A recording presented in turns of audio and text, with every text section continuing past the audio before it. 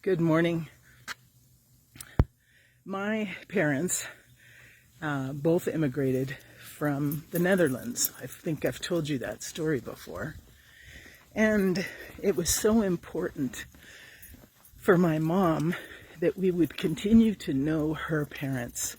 So my father's whole family immigrated to this country, but her whole family stayed there in the Netherlands. So she's the only one that immigrated.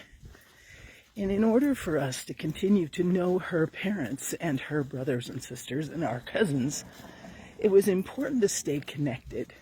And in those days, the only way to stay connected was the mail, right? The post. And so we would write letters.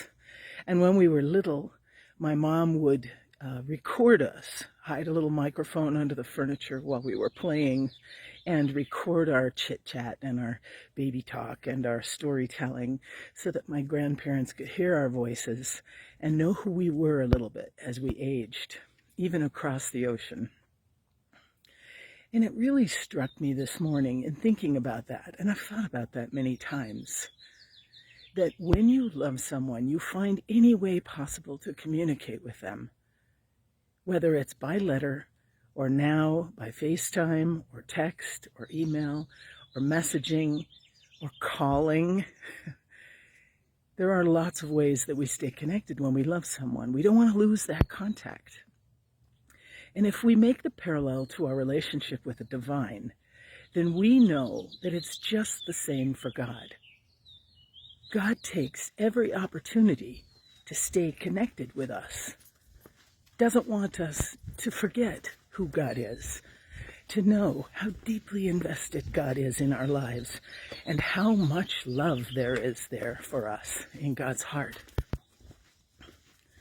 And so St. Ignatius tells us to be aware of God in all things, in every way that we are existing in this life, that God is finding a way to communicate with us. These little walks are great examples.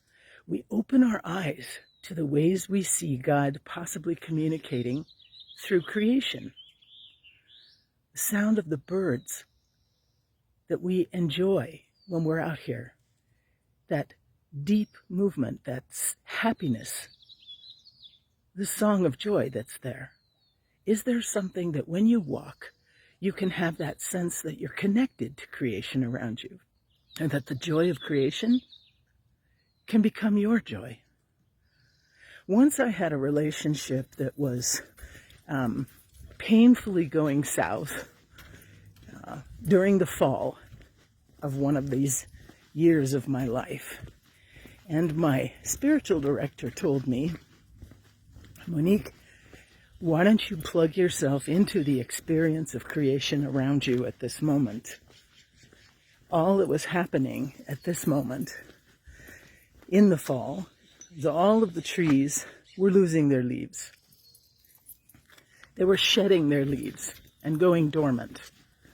And it was such a powerful witness to me, a powerful image that I couldn't have done on my own, where I could watch creation slowly shedding what wasn't necessary anymore, or had changed in what I needed, in what it needed, and going dormant, and perhaps allowing that relationship also to go dormant for a while. There was a companionship in having me experience that in creation around me. Perhaps God tries to communicate with you, not just through nature, but through people.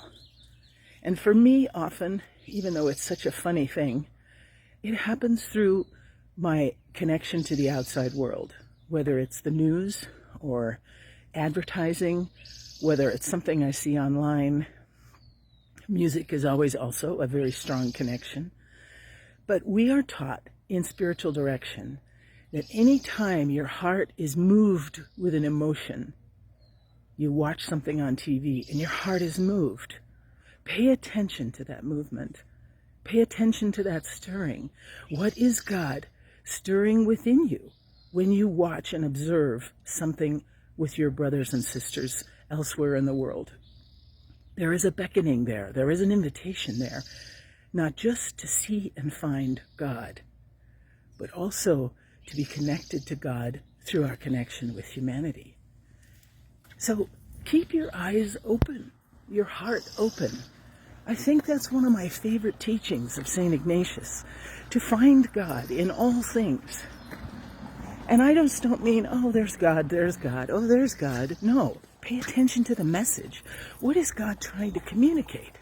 Because it's personal. God is speaking to you through the experiences of your life.